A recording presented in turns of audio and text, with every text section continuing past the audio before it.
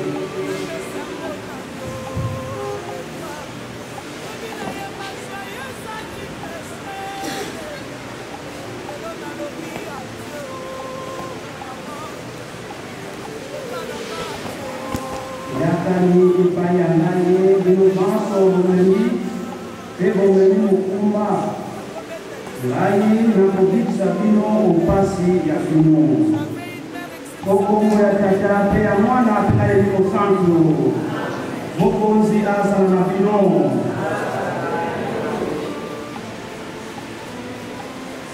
Certes, nous sommes tous conscients de l'événement qui nous réunit ici et maintenant. C'est un événement qui n'est pas de joie, qui n'est pas de colère non plus, mais de tristesse. Tristesse pourquoi? Parce que un homme vient de quitter. Oboni wa Mungu ya makade akoluka. Liloba ya Nzambe lokola likomani obuku ya mibale ya makade. Chapitre 12, versets 43 à 46. Oeleko ena Yuda makabe akongoli mbongo. Atindi bibende ya mbongo koto ibale o Yerusalem. Nantina te babonza libonza po ya kofuta nyongo ya masumu mabato bawe. Yuda andimite bato bawe bakosekwa yango wana azwi likanisi ye kitoko. Soko andimaki tete bato bawe bakosekwa mbele kosambela po ya bango ezali sipamba ezali na litonga nyoko te.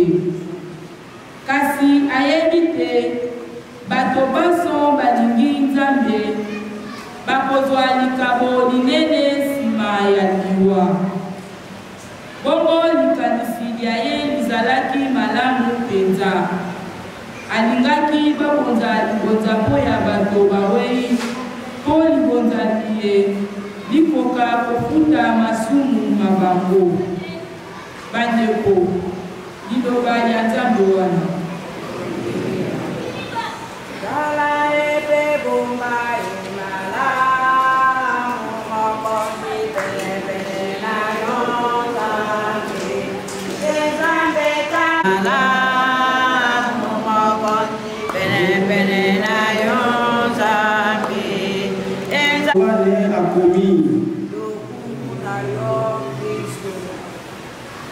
Jean chapitre 11, verset 19 à 27. Veuillez vous asseoir.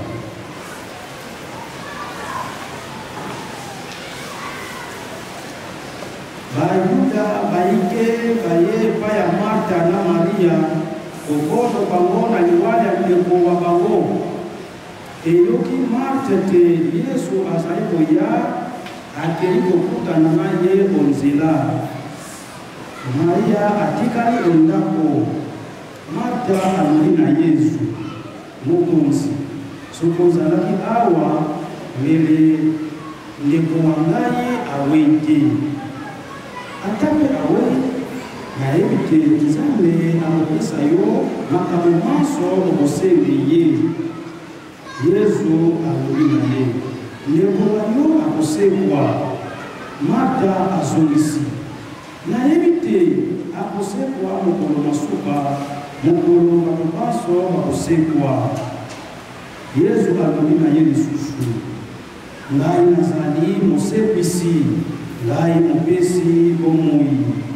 Moto ayambi ngai ata awei akozala na bomoi moto azali na bomoi akokufa mokolo moko te soko ayambi ngai.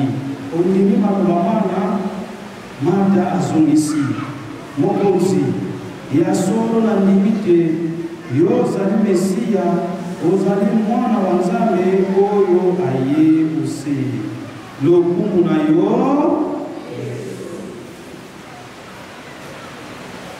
a Kristo bana banzambe boto. Voilà, nous devons pas manquer donc vous allez vous la monga nous pousser pour le envoyer bantu kamokili oyo tangu nyonso soki bazali na bomoi bazalaka na destination to na destination mibale moko ya malamu oyo Nzambe asengi moko oyo ya biso bomoto ya biso ezali kotindaka yo osalaka. Soki bokoti na kati ya misila mikanda oyo tokotanga toke na première lecture lettre au livre de Maccabée, deuxième livre de Maccabée dans l'Ancien Testament. Déjà les gens savaient que non, nous devons payer pour ceux qui sont morts parce qu'on ne sait pas comment ils ont vécu, quelle a été les relations entre Dieu et les hommes, entre Dieu et son cœur. Alors on ne sait pas. Les gars, on te m'a monté, ni les années 80, on te m'a dit, mais ils ont aussi là, ce qui nous prend à profiter, nous avons allé à la Mawa, allé à ce qu'il y a à la nation. Nous avons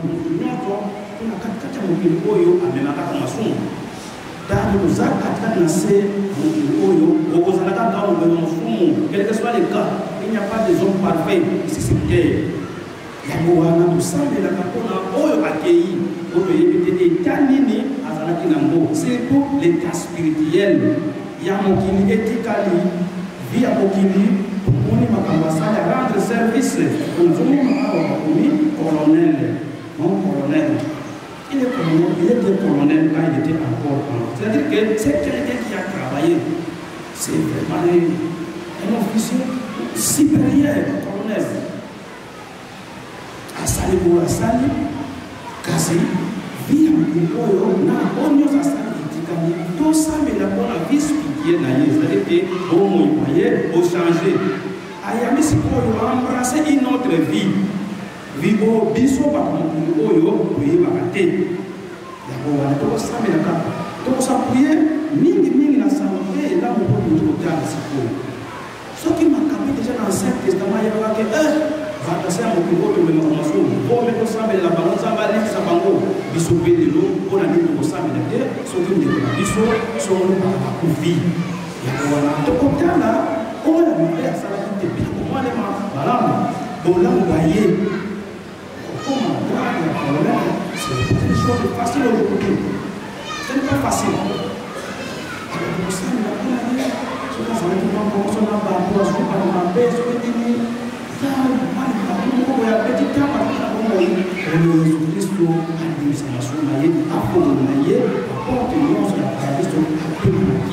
c'est ça l'objectif pour lesquels on prie pour ceux qui sont morts. Ce qui est dans l'évangile, là on va comprendre, beaucoup de juifs sont partis pour consoler Marthe et Marie qui ont perdu leur frère Lazare. Bisopé Awa, vous allez le voir la Maïké, Wana Ayuka Maïké, beaucoup de gens qui sont partis pour consoler. La famille est là en train de pleurer. Nous sommes venus ici pour les consoler. Vous voyez, vous voulez les sabango, vous fortifier par moi conseil, vous voyez, des passes, voilà, tout Kabolango, d'une manière ou d'une autre. C'est-à-dire que Bisopé Awa, tout ça, les bons, les bois, les bois, pour la famille, les bois, et tu as aussi voyé ce que tu vois dans la carte de la famille. Le roi et papa, le roi et le roi et le roi et le roi et grand frère, il y a quelqu'un qui a compris et même la bango, c'est pas sauté au camarade cassé, Jésus-Christ dans la carte de la pointe, au mongo, au sala. Pour qui bâtir mongo, vous baissez un mongo, vous allez la connaître, vous baissez la peau. Et papa, ça les bâtiments de côté, va s'amener là. Au point de vue, on peut éviter, on peut dégainer. Mon nom, on va m'envoyer. N'a pas campagne. Il y a là, on peut m'appeler. Mon quatre qui s'est monté, oh, à ça, là, on va m'appeler. Ça, là, on m'appelle, oh, il y a mon voyer.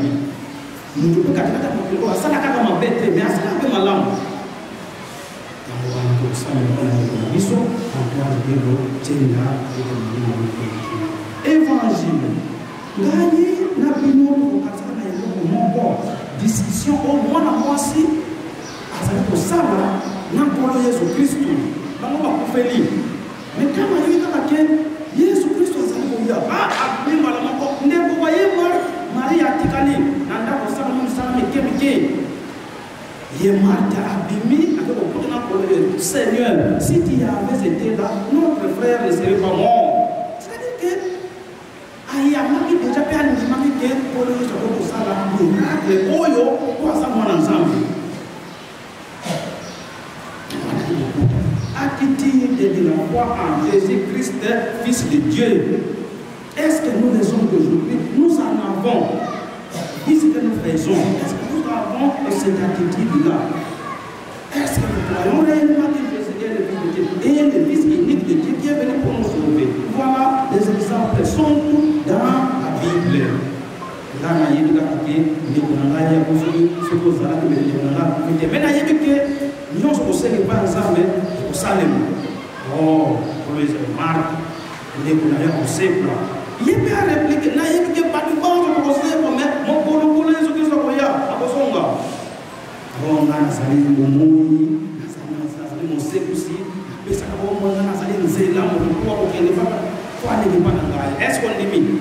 Oui, on a mis un peu pour la vie que yo, oui, awa, voilà, nous avons ensemble, nous avons mis. Ce que nous avons dit, lorsque nous avons dit, c'est une place où on a dit, il y a des lignes, ça va s'effrayer. Il y a un peu de choses pour aider à aller, on va ça, ça va nous amener pour le fixer la mission. Mission pour la lélo, pour soit la lélo, pour yo.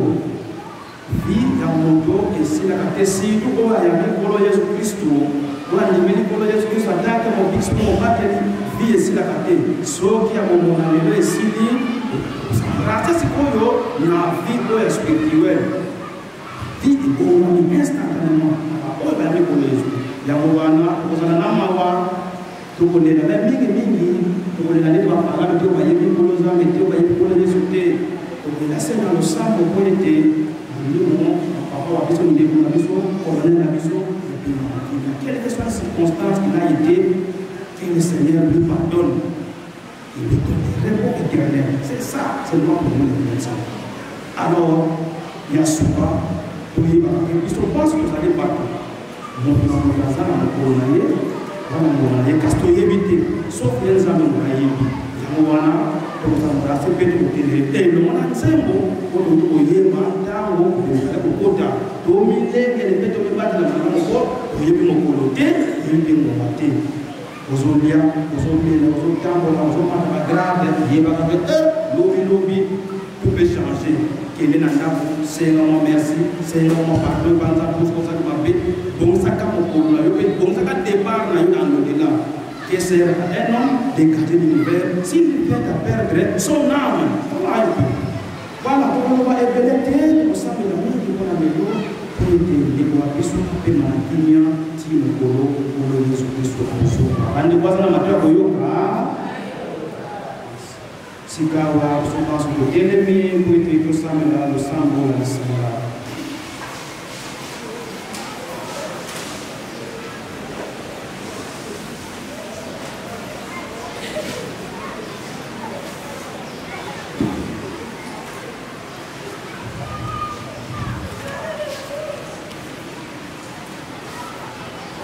Poya Ecclesia epalangani ense mobimba. Bakristu banso bazala motema mpiko otango ya kasi mpe babomba elikya enene otango ya liwa tosambela.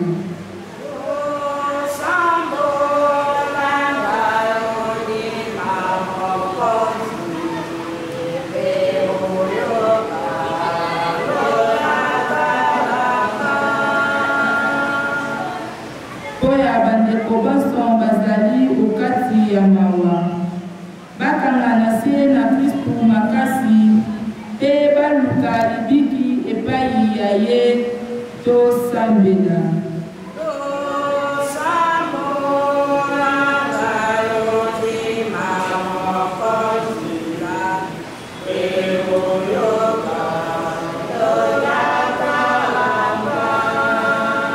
Po ya biso baso tosangani awa tolanda nzela ya Kristu mikolo miso bongo mokolo moko tosangana na ye olikolo seko tosame.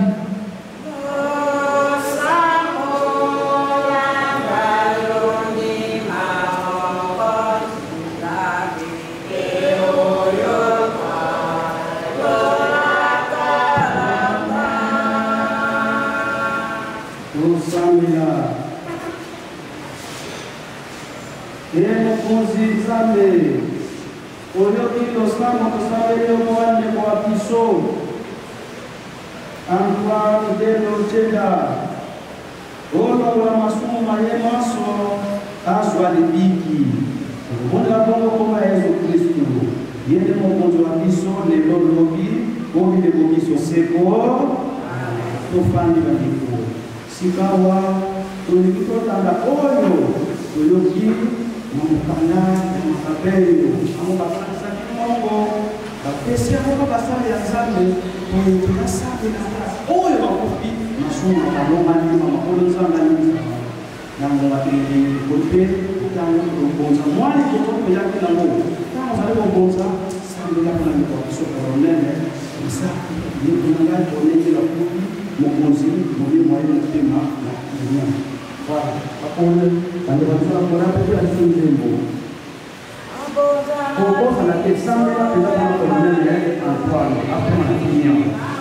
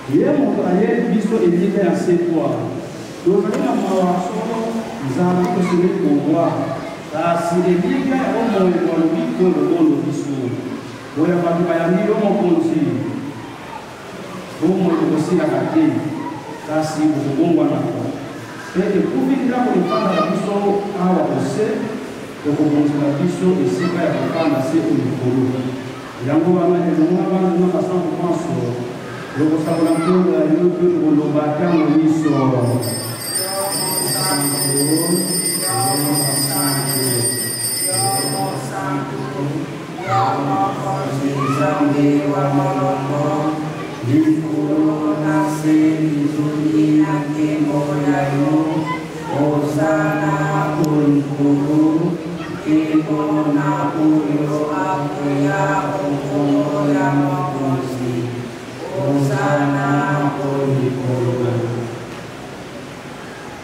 Solo mokonzi yo ozali mosantu yo lizela mosantu bonso yango wana tokobondela yo santisa makonzama ye edi mosantu akila nango makomela biso nzoto na makila na mokonzi wa biso yesu kristu mokolo akangaki ye amipesi mpe alingi oyo bapasi akamaki mba atoli yo aboki yango apesi bayekela ye alobi kamatani olia yango bino manso ezali nzoto ya ngai na kokaba yango oya bino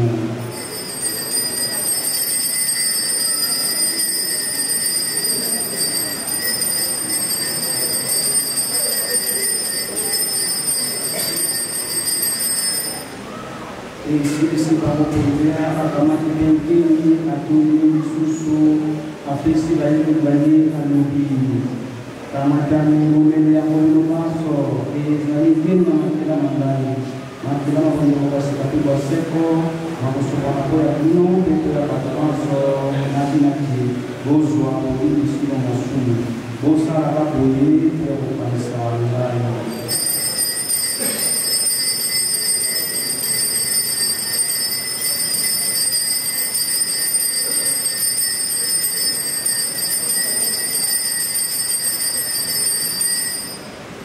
Mokonzi Yesu tukuyamba solo oi useki omuzoga anje mokonzi Nzambe ukanzaliwa pesekwa ya mwana wayo tukumozela yo bilei kopesa tukumozela yo bilei kopesa omwana waliko tukutondo yo zambi oteki biso awa ya kokumisa yo okumondela yo ekokula biso nzoto na makila ma Kristo eli mosantu asanisa biso tokoma se moto moko mokonzi eli mosantu asanisa biso tokoma se moto moko mokonzi kanisa etele ya yo epalanga mose mobimba okoza bolingo yo mitima bana bayo kanisa papa wa biso Leon na biso wa biso Fridolin na banganga Nzambe banso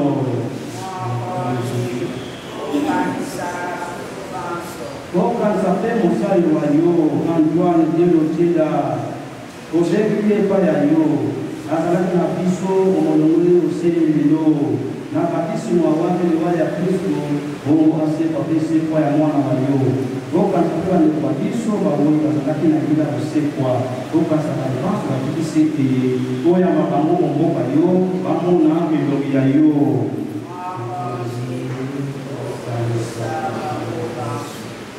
tokobondela yo tokela biso banso mawa oyamba biso bomoi wa seko elongo na ngolu mosantu maria moboli wa Nzambe elongo na santification molonga na ye elongo na bakonzi mpe na basantu bayo banso bazalaka bandeko bayo awa ose bongo tokomisa mpe tokendela yo na Yesu Kristu mwana wa yo wa bolingo oya Kristu elongo na ye mpe okombo na ye tokopesa lokombo mpe nkembo na yo tata bokansi bonso ezali na elimo santu Nzambe moko obileko biso seko bandeko elongo na famille tokosambela losambo obikisi akakisi biso tata wa biso ozali likolo akumisa nkombo ya yo bandima mokonzi wa yo oyelilio basala ya mose lokola bakosalaka kolikolo esa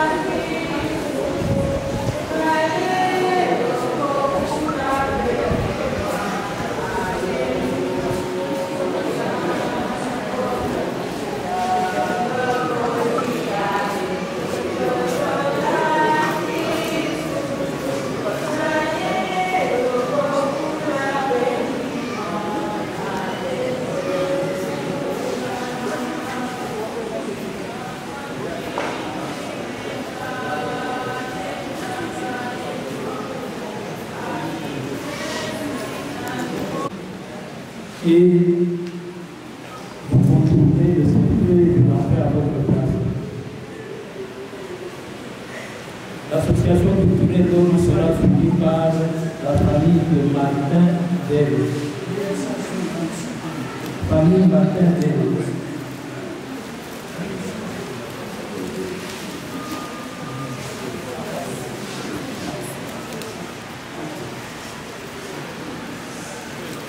Après, l'association culturelle d'Oro, famille Martin Delos.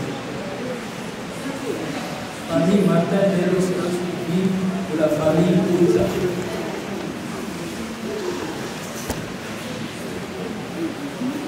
Famille Ouza pour son dépôt des jeunes de l'école.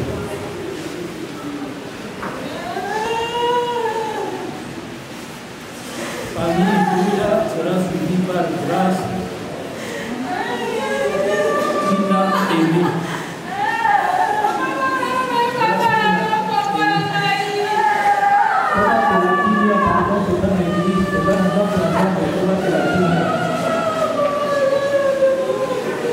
Honorable Angèle Taboumapousi. Après famille Grâce Ina Eli, honorable Angèle Taboumapousi.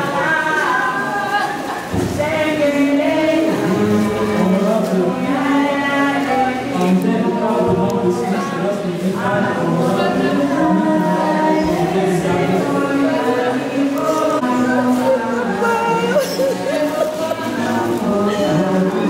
famille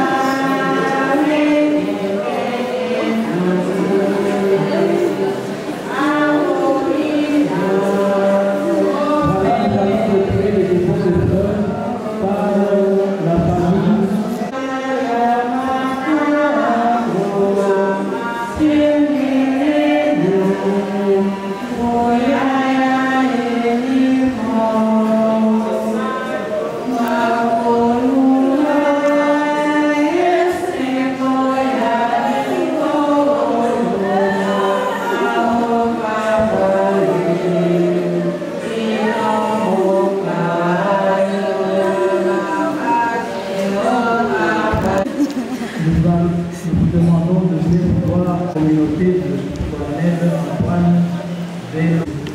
Mesdames, Mesdemoiselles et Messieurs, chers frères, sœurs, amis et connaissances, merci d'être venus nombreux, abandonnant vos multiples occupations pour rendre les derniers hommages à un vaillant officier de FARDC, digne fils et ressortissant de la province orientale.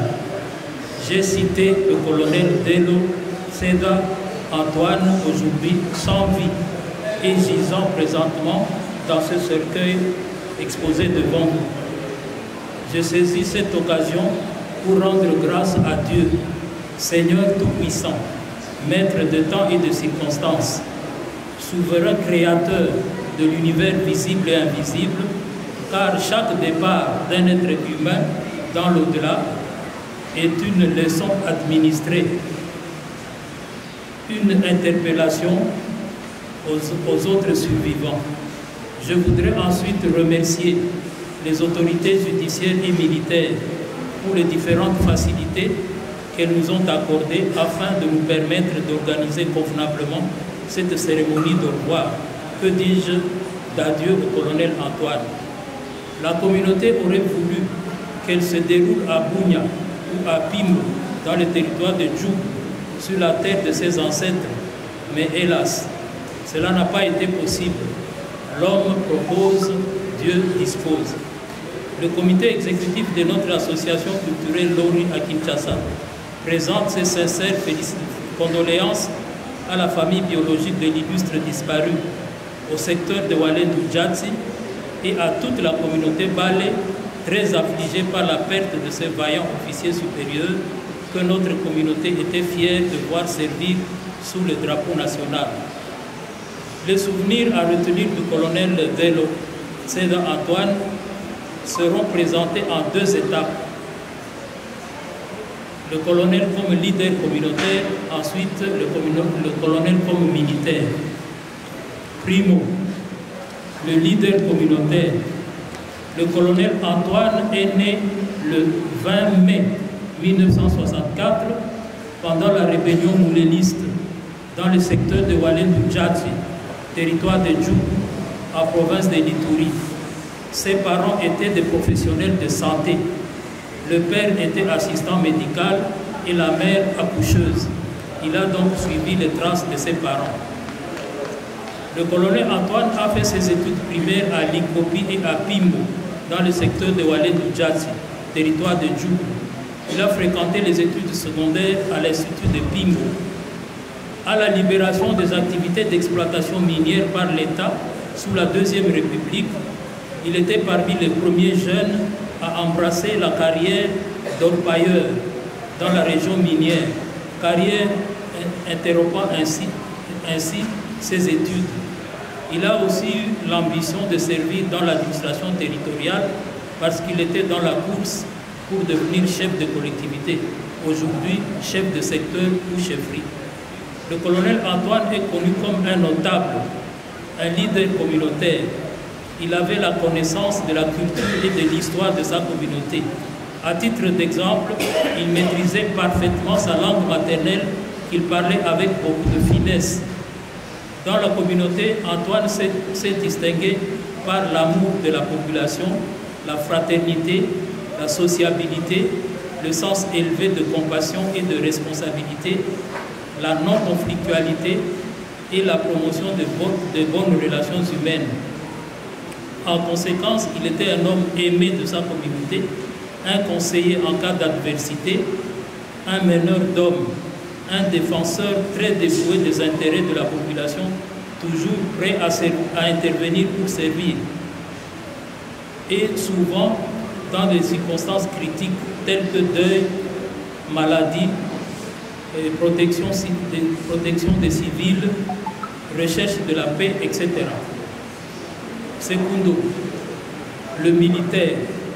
Après un bref passage dans l'exploitation aurifère, Antoine a commencé ses services sous le drapeau national, d'abord comme gendarme.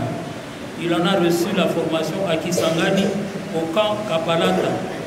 Après cette formation, il a été affecté à l'état-major du territoire de Djougou et a travaillé respectivement à Djougou, au chef-lieu du territoire, à Bloukwa, à Mbidjo, à Fataki, etc. Pendant la période trouble de la guerre d'occupation et d'agression de la RDC de 1998 à 2003, Antoine a été militaire respectivement dans l'AFDEL, l'APC de Boussanyamouissi, la FRPI, considérée à l'époque comme la branche armée du mouvement politico-militaire FNI, et dans la MRC. Le passage d'Antoine dans l'APC lui a donné l'opportunité d'aller suivre en Tanzanie une formation dans le domaine des renseignements militaires.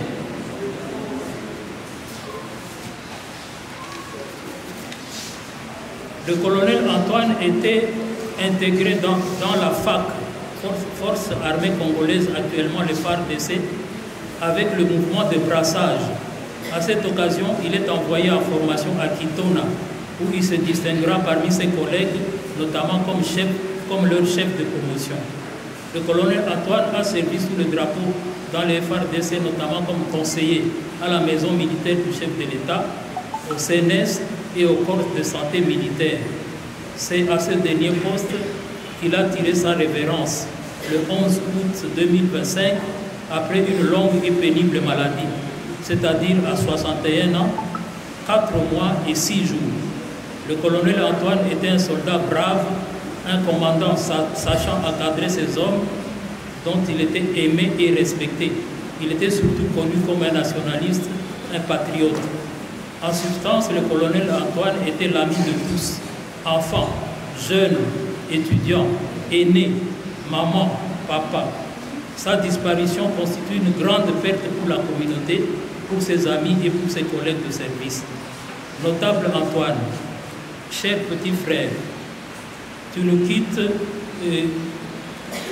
au moment où notre communauté avait encore grandement besoin de toi. Tu nous quittes sur les traces du général Soma Mastaki, de tes anciens collègues officiers supérieurs, colonel Pita Karim, colonel Tseda, Lobo et d'autres frères qui ont servi la RDC sous le drapeau national. Présente-leur dans l'au-delà les salutations fraternelles de la communauté. Certes, le tombeau se refermera sur toi aujourd'hui avant le coucher du soleil, mais il n'ensevelira pas tes souvenirs qui resteront à jamais gravés dans nos mémoires et dans nos cœurs. Le Seigneur a donné, le Seigneur a repris. Contre son verdict, il n'existe aucun recours. Adieu, petit frère, que la terre nourricière te soit douce et légère. Mesdames, mesdemoiselles et messieurs, merci pour votre bienveillante attention.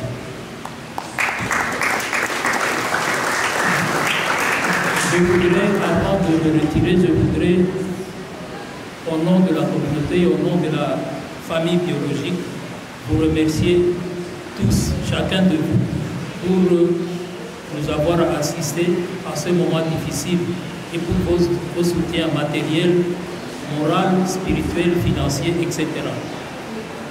Nous allons bientôt partir pour l'inhumation du corps de notre frère. Après l'inhumation, nous rentrerons encore ici. C'est ici que vous sera servi le bain de consolation. Merci.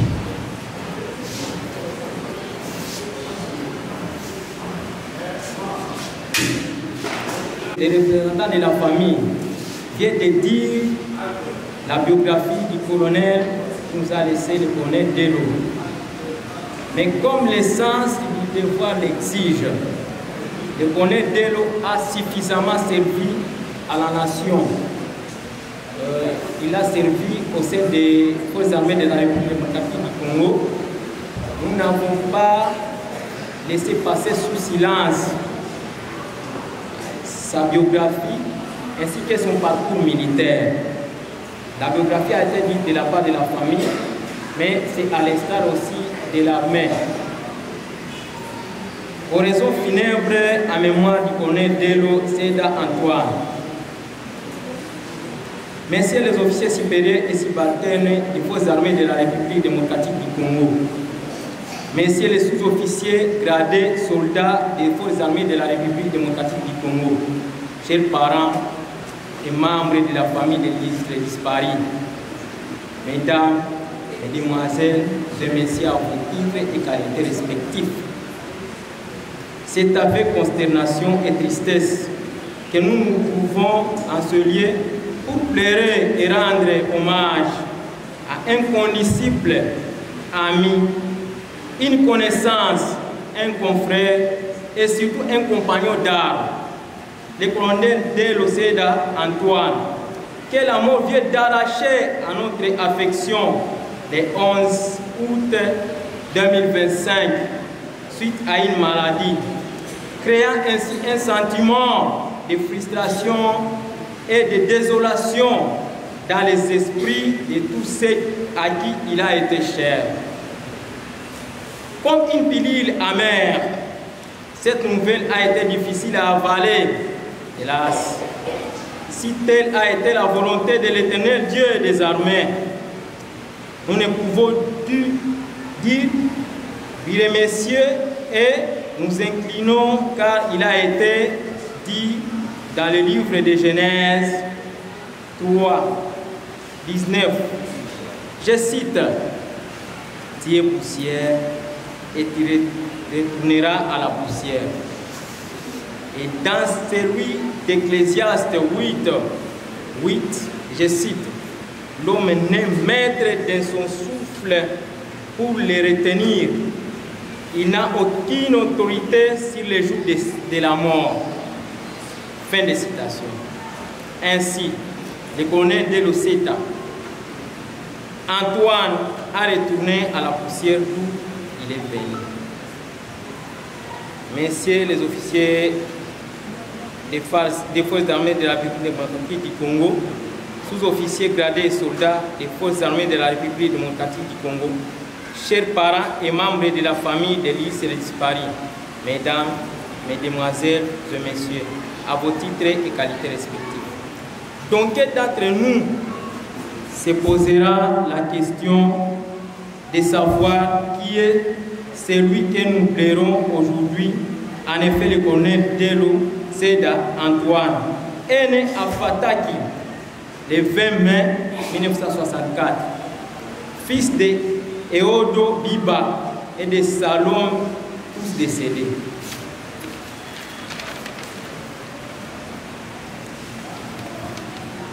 Originaire du village de Gogo Soro, territoire de Djoubou, dans la province d'Ituri.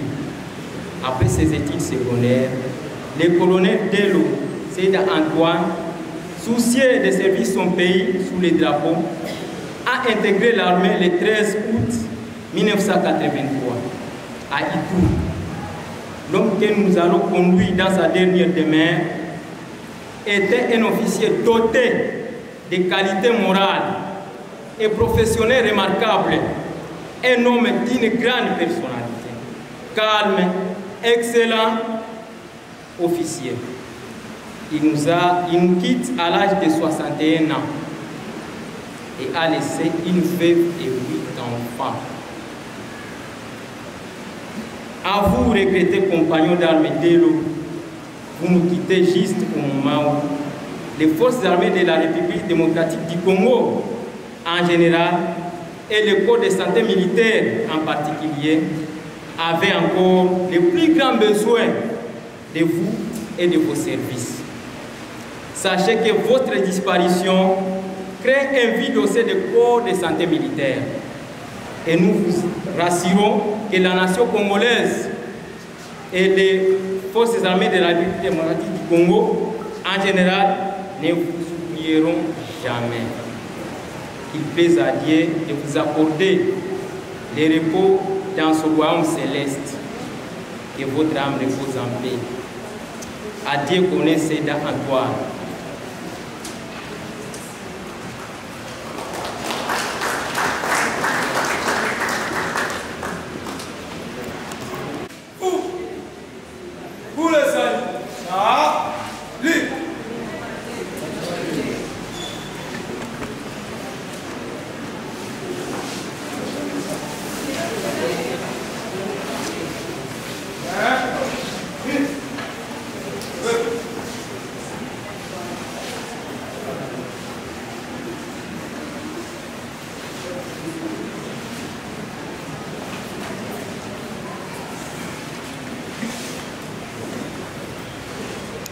de Bobodo, Okomi na biso na tamba suka, prière o ya suka, Okomi na biso likolo, Okomi na biso ya porte nyonso ya paradis.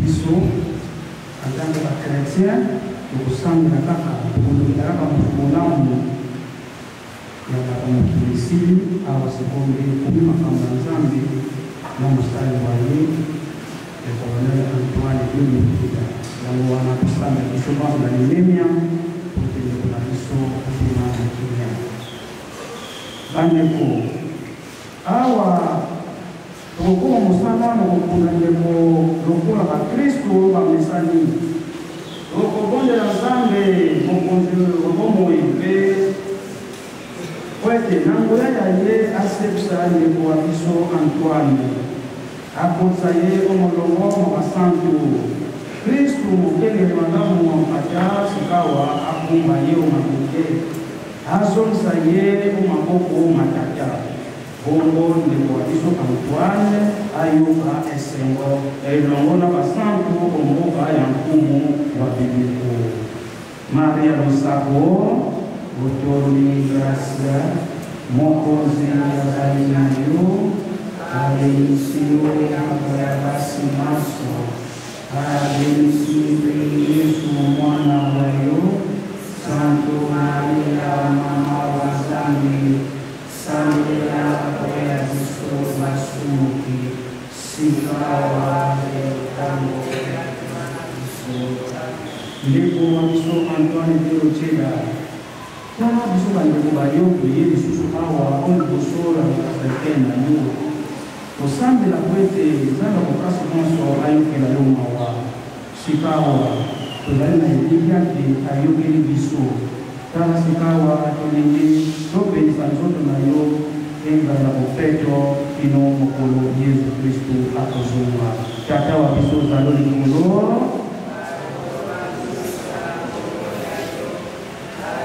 kosambela ye ezalaka bamisilema bayembi ya kosambela ndenge nzela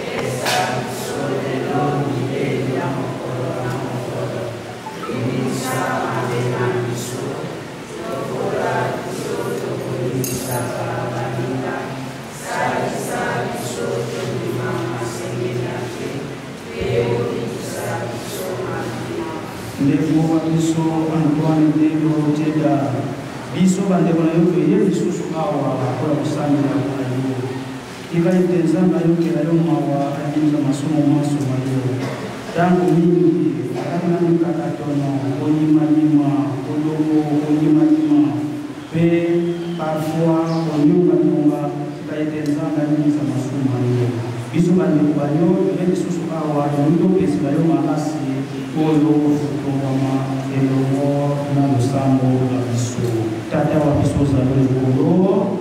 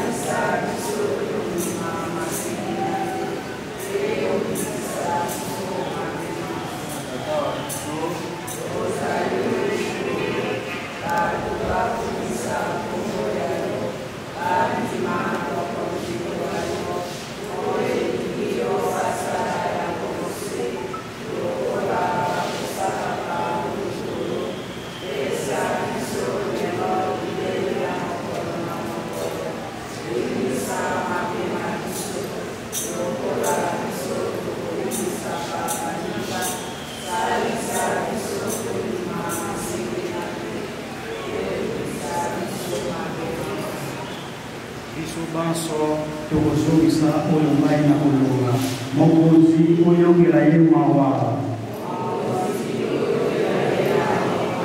Kristo oyongela ye mawa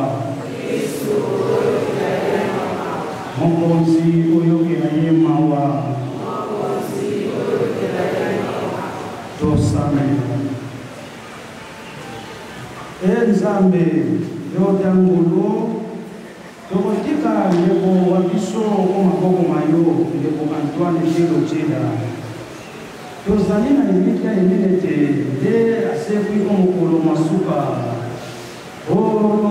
elongo na bato nyonso baboyi oboyani Kristo mokonzi tokotondo okotondi mpo ya malamu nyonso opesaki mosali wa yo ntango azalaki awa na ye mose mana nyonso nakolakisa biso bolingo ya yo nakolakisa mpe lisanga tosanganaki banso na Kristo Nzambe otangulu tokosenge yo otandela biso matoi ondima losambo na biso oyamba mosali wa yo Antoine Jelo Cheda ondako ya yo biso baye tokibali na yo awa kose tolelisa na mitema na mateya na yo tokokonda kongo ya Kristo yende mokonzi mobali wa biso lelo lobi obengo biso seko mokonzi yamba ndeko wa yo yamba mwana wa yo azali ndeko wa biso ndeko Antoine Jelo Cheda kende malamu banjelu bayamba yo mpe avansa yo ndako ya tata azambe kino mokolo Yesu Kristu akosoka biso baprodoksa amen apema na kimia apema na kimia apema na kimia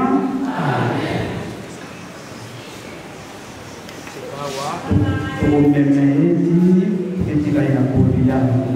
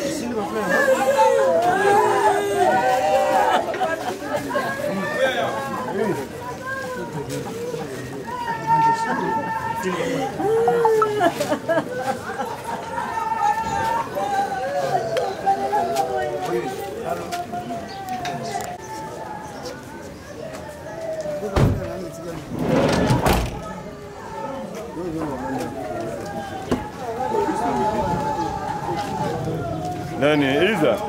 Iza. Matana. Iza. Nani? Iza.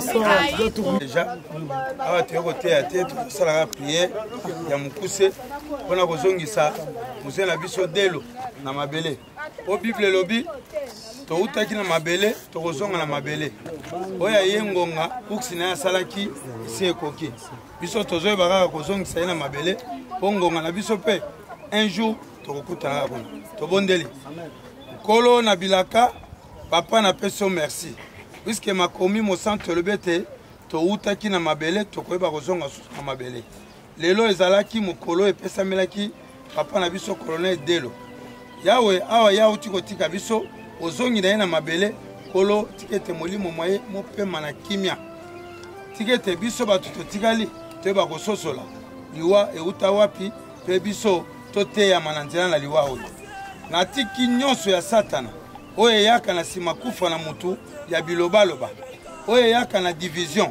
nazwi autorité ya kokanga mpe koneatia yango kobwaka yango kino mosika na kombo na Yesu kolo tolongwe kankokolo toye na simitiare ya kitambo totamboli elongo moko na yo na kimia totiki ete ozongi na biso lisusu ntango tokotika kozongisa nzoto ya colonel na mabele tozonga lisusu na kimia nyonso kimia nayoba na kokompanye biso ya mipepe nyonso ya mabe ya moyini satana tobengani tobwaki yango ekele mosika na kombo na Yesu Kristo nde na bondeli.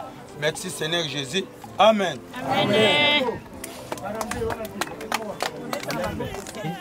Nakanisi ke nyonso tolobaki na église siko ndenge tokomi awa ye azali mokonzi soki tozala na mboka mbele tolingaki tokunda ye coutumièrement c'est le rite na biso basage balingaki bazala awa basala cérémonie na bango mais ata bazali awa te bakoko bazali na biso alors colonel ndenge ozali kokende ozali na problème na motu te ozali nzela ya nzambe toyebi ke osalaki osouffrir mikolo ebele sikoyo abengi yo okende kopema donc yo okende kopema malamu na mabele oyo ata ezali na mboka te me mabele eza kaka moko ezala awa ezala na mboka eza kaka mabele moko nzambe apesi biso yo okopema awa na ndenge okokaki mpe kopema na mboka ata kuna bakoreprendre lisusu nini wana conformément na coutume na biso leki na ye moko azali koya akokende na mabele bakosala mpe cérémonie na bango kuna na mboka donc problème moko mosusu ezali te ndenge pasteur alobi bato nyonso bakozonga na boboto soki problème ezali toza bakolo bazali basage bazali wana elobamaka na réunion ya famille elobanaka na esika ya boye te. Merci. Oui, colonel.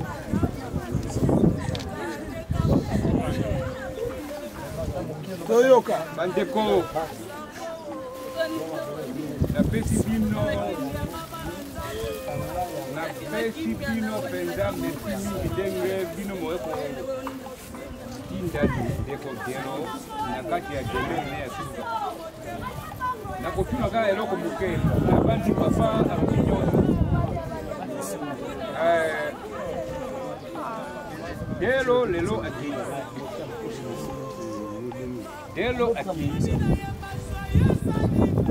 soki ebandi koloba awa akokoma kuna na ndako akutana bafamille loba Delo ataki na lingolanga boye na oyo oyebi mpe oza mpe na oyo aye Delo oyebisa oya koloba o nsima o na ngala lingi na semaine o kaka o te tozela. Toyebi pe atiki ba bien ebele par-ci par-là. Toyebi pe soki oza pe na motema ya mokristo, soki oza pe mutu oyebi ke ozwaki biloko ne ou be soki mabele ne quelque part yebisa biso tolingi te akende pembeni awa siko tozu te na kati mabele nzambe ayamba ye akende pembeni wapi kuna nalingi oyo ayebi azana oya ye ayebisa famille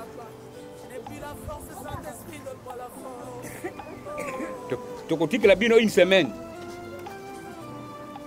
moya o bobobete oyo azana biloko na kuna place oyo kuna bazi kolba kuna soki azana soki na 8000 soki combien de $1000 ayebisa pe biso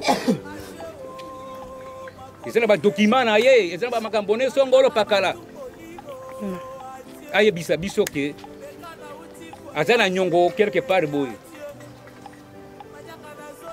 biso famille pe tokobunda tokofuta yango oyo azana moto ya koyoka ayoka ngana suki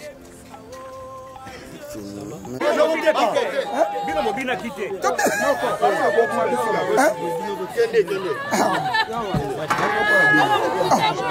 masa to ba ine bo forme tout moyi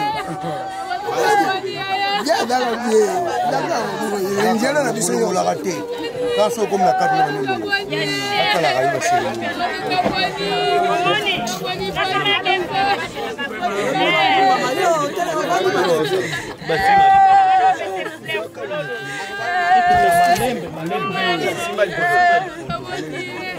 simba kota likolo kendaka nzaya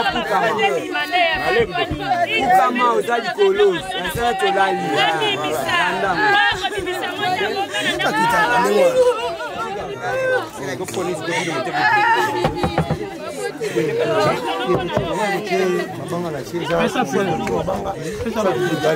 fleur ya kongola on prendre fleur kongola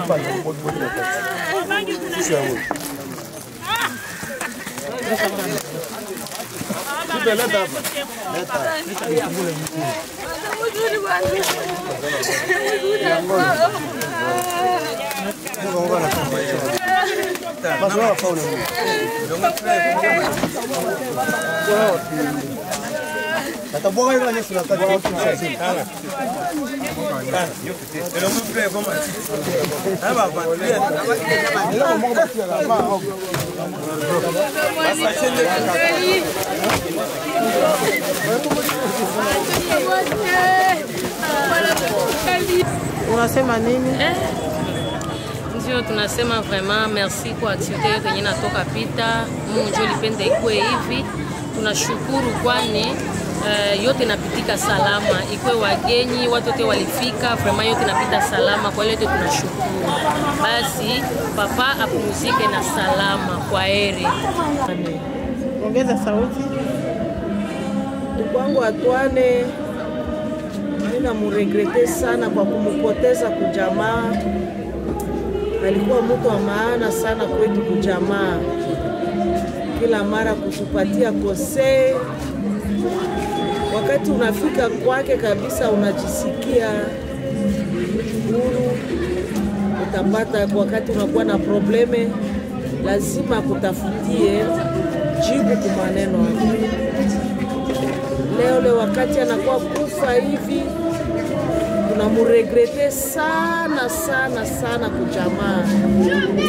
Atuka Mungu apokee roho yake katika ufalme wake. Kwenda na amani papa Atwane. Kwenda na amani. Hatuna ya kufanya.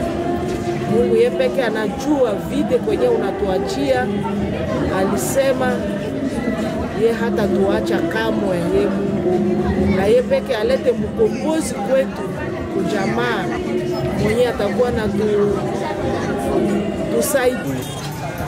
Baliwaza kikao tienda kule haikuwa na moyen tena fike ndolo maneno ya leta et tout yanjo tukula mwa temps tunatoa muziki, tuna muziki na maneno yote inapita mzuri, na mimi nafurahi, watu wote wanafurahi, na mimi nafurahi, watu wote wanafurahi. Et puis kitu kusema tena sira ce qui est fait c'est déjà fait. Mungu ndiye alipreparer. Kitu kusema tena ya mingi haiko. Yepeke jua ileta, yepeke tena anakipeleka. Mimi sina tena kitu kusema. Donc, pour remercier seulement les bons Dieu. Kisha matayarisho ya mwezi mzima kupita mwezi mzima, leo njo tunazika ndugu yetu, tulimpeleka nafasi yake ya mwisho ya kupumzika. Tunafurahi na tunapikia asante kwa wandugu yote ya Ituri ya jamaa wote walituakopanye, walitusindikiza mpaka sisi peke tutimiza ile charge tulikuwa nayo leo. Kwetu yote inapita mzuri, ni tukupikia watu yote asante. Asante sana. Anipatie nguvu. Kwa sababu mimi natosha kitu moja kwa shere mbele yangu. Naomba Mungu anipatie nguvu. Kama wote mimi napatia pole. Hata mnakaa kuniangalia. Sisi wanazika. Kwa familia kitu yote inapita bien. Naleta pole. Nabariki Mungu abarikiwe tu. Mungu akupatie nguvu. Namna Mungu anatenda yote inapita na kimya na salama, tuka tunasema merci sana. Basi molimo na yepe mana kimya ndenge bakinwa balobaka que son âme repose en paix comme les Français disent, et apumzike na amani, si Baswahili tunasema vile. Merci.